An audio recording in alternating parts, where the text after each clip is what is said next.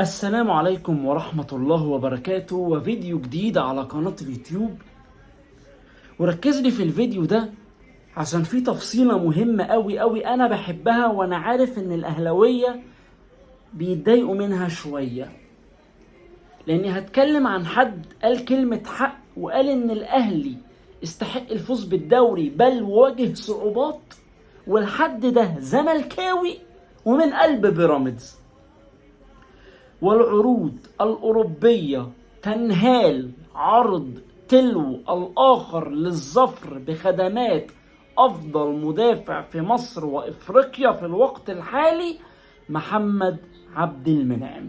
السلام عليكم ورحمة الله وبركاته، وفيديو جديد على قناة اليوتيوب، ومعاكم أكبر بائس محلي، بطل منسحب امام النادي الاهلي راموس الغلابه. قبل اي حاجه اتمنى من كل اخواتي اللي بيدعموني لايك للفيديو وشير في كل حته، واللي مش مشترك في القناه يشترك عشان يوصل له كل جديد.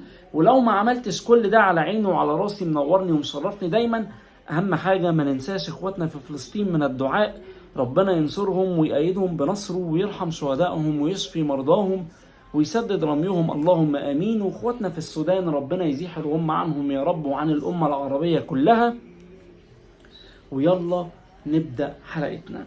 في الاول بس عايز الناس اللي جايه لي من الفيسبوك يكتبوا لي كده جايين لك من الفيسبوك، عشان اعرف الناس جات لي من هناك ولا لا. تنوروني وتشرفوني طبعا، وشكرا جدا لكل حد بيدعمني. نخش في المهم ونخش في عروض أوروبية بتنهال عرض تلو الآخر. كل يوم بنسمع فرقة شكل تريد التعاقد مع محمد عبد المنعم بشدة. أول عرض كان فرنسي، كان من مارسيليا، بس كان الكلام شفهي. العرض بقى الأساسي أو العرضين الأساسيين اللي وصلوا رسميا، أول عرض هو من بولونيا الإيطالي. بولونيا الإيطالي اللي مع ماتا المدير الفني الحديث، طبعا زيه زي تشابي ألونسو. خوان ماتا عامل موسم تاريخي مع بولونيا الإيطالي، تقريبا ناهي الموسم في المركز الرابع أو حاجة زي كده، في مركز مؤهل لدوري أبطال أفريقيا. هتأكد لكم دلوقتي بالظبط المركز الكام أهو. الدوري الإيطالي، عشان ما حدش يقول لك بولينا ده فريق وسط جدول ولا فريق في المؤخره، لا مفيش الكلام ده. هو الدوري الايطالي اهو الترتيب اهو. بولونيا ده ناهي الدوري في المركز الثالث، ده ثالث الدوري الايطالي السنه دي، ثالث الدوري الايطالي مع خوان ماتا ايوه. انا اسف جدا. تياجو موتا مشروع مدرب كبير جدا، عمل انجاز لا يقل عن انجاز تشابي الونسو مع انا مش عارف مالها ضربه معايا الاسامي كده ليه. مع مين؟ الفريق الالماني ده اللي خد الدوري الالماني بدون هزيمه وكان ماشي بشكل كويس جدا. انا اسف معلش عشان الدنيا متلخبطه معايا اليومين دول. فالدنيا بايظه خالص.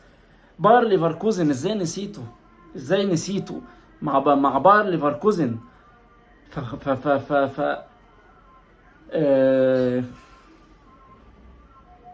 فتياجو موتا لا يقل عن انجاز تشابي الونسو، وعنده مشروع كويس جدا مع نادي بولونيا الايطالي.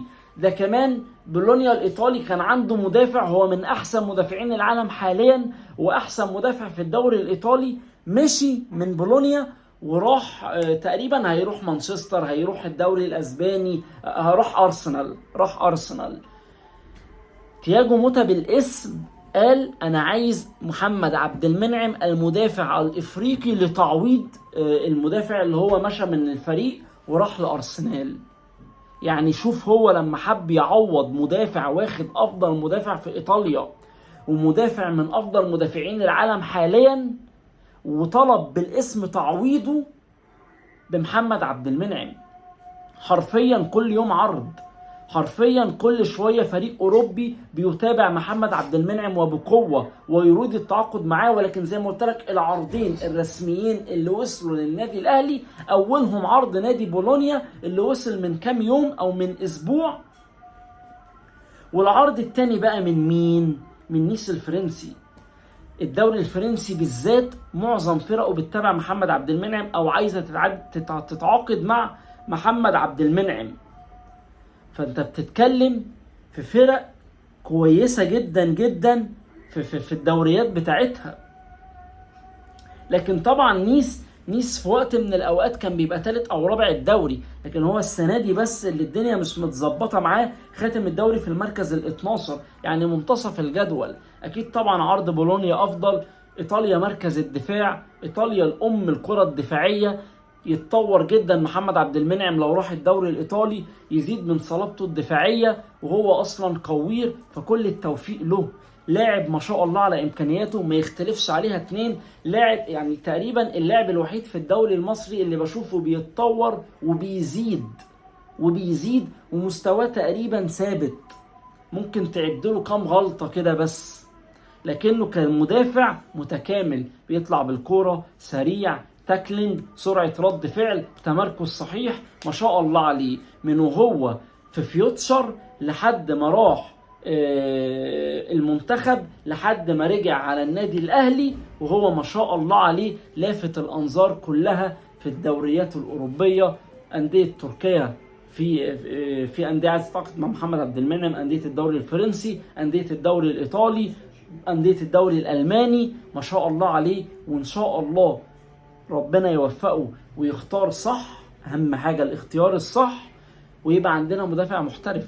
من بعد حجازي ما شفناش مدافع بيحترف. عمر فايد ما شاء الله عليه يزيد ويروح نادي افضل من كده.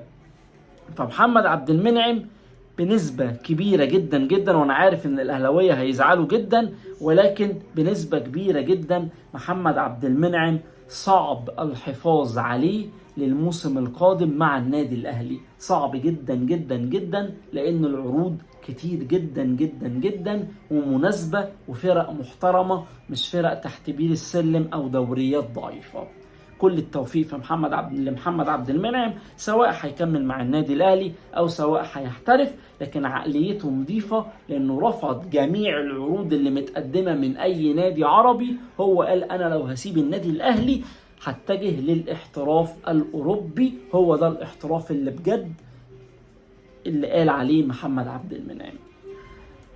الجزء الثاني من الفيديو، انا عارف ان انتوا كاهلاويه مش بتحبوا شهاده حد، يعني مش بتحبوا اللي هو بتقولوا لي احنا مش مستنيين شهاده حد، احنا عارفين فرقتنا وكده. بس انا بحب ده، انا بحب لما حد يرجع في كلامه. انا بحب اجيب الكلمه من بق اللي كان بينتقد الكلمه دي، او من بق اللي ما كانش بيصدق الكلمه دي، او من بق اي زملكاوي او اي حد بيدعم نظريه المؤامره.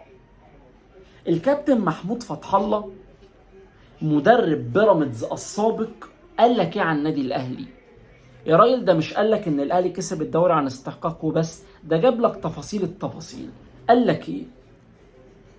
فكرة ان بيراميدز يبقى فارق عن الاهلي ب20 نقطة، فكرة ان بيراميدز يبقى فارق عن الاهلي ب20 نقطة، بصي دي بقى، والاهلي يرجع يلعب مضغوط كل 3 ايام ماتش ويقدر يعوض فرق النقط ويحقق 17 فوز متتالي، ما شاء الله.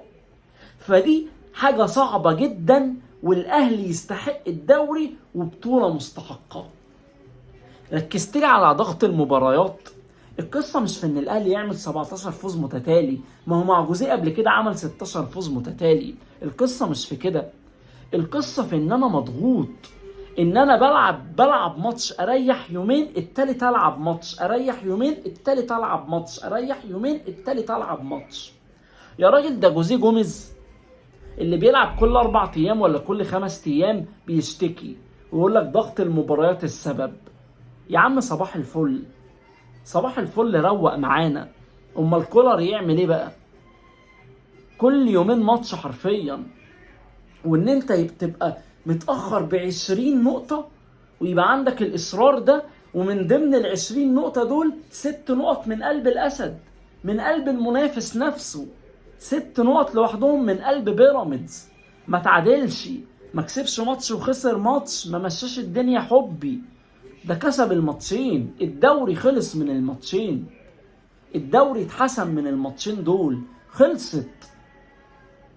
زي برضو ما جبت لكم امبارح في الفيديو ان الكابتن رضا عبد العال كان بيقول لك الاهلي اللي هيخش على الدوره الصيفيه ويتصدم، الاهلي بيلاعب فرق ضعيفه وبعد كده هيلاعب فرق جامده وهيتصدم. فالاهلي هو بيلاعب الفرق الجامده دي، بيراميدز الاهلي كسبوا الماتشين، المصري الاهلي كسبه، سيراميكا كليوباترا الاهلي كسبه، فيوتشر الماتش الاولاني الاهلي كسبه.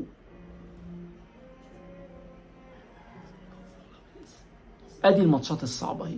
مش بس وكده، ده قال لك كمان الاهلي جمع ال20 نقطه دول ازاي؟ اتحطت له الفرق السهله فقدر يجمع نقط. تمام، انا معاك للاخر. الفرق السهله دي اللي هي مين يا عزيزي المتابع؟ الفرق السهله دي اللي هي بلديه المحله، اللي اتعادلت مع البيراميدز الماتشين. ركز لي واصحى للكلام. بيراميدز في الماتشين فشل انه يكسب بلديه المحله، تعادل معاه 1-1 وفي العوده تعادل معاه 2-2. ادي اول فرقه ضعيفه. المقاولين العرب او المقاولين العرب كسب الزمالك 2-1. فاركو اتعادل مع بيراميدز 2-2 زي ما انتم ما شفتوا. ادي الفرق الضعيفه اهي. ادي الفرق. طلائع الجيش اتعادل مع بيراميدز، برضه بيراميدز ما كسبهوش. عزيزي المتابع، اللي ضيع الدوري على بيراميدز مش الاهلي بس، مش ماتشين الاهلي بس، اللي ضيع الدوري على بيراميدز طلائع الجيش، فاركو، بلدية المحلة. اللي ضيع الدوري على بيراميدز الفرق الضعيفة اللي كابتن رضا عبد العال قال عليها الاهلي جمع منها نقط علشان فرق ضعيفة. فانا بحب قوي النوعية دي من التصريحات، ما بنساهاش وبرجع اتكلم فيها وافكر حضراتكم بيها. بحب النوعية دي قوي من التصريحات عشان لما يحصل عكسها اواجه بيها اللي قال التصريحات ديت، اقول له تعالى هنا، تعالى لي، انت مش قلت كذا كذا كذا؟ ادي اللي انت قلت اهو عكسه بيحصل. بيراميدز ضاع منه الدوري بسبب طلائع الجيش وبسبب فاركو وبسبب بلدية المحلة، طبعا بخلاف فوز الاهلي عليه مرتين ورا بعض. كل واحد يقول الكلمة يبقى عارف هو بيقول ايه، ما تقولش حاجة ترجع تندم عليها بعد كده. لما تيجي تحلل او لما تيجي قيم بحسب اللي انت شايفه، بحسب وجهة النظر، مش بحسب الالوان والانتماءات والحب والكره. في الاخر الاهلي قال كلمته، في الاخر الاهلي نفذ مقولة جماهيره ان كله بيعيش الوهم والاهلي بياخد الدوري.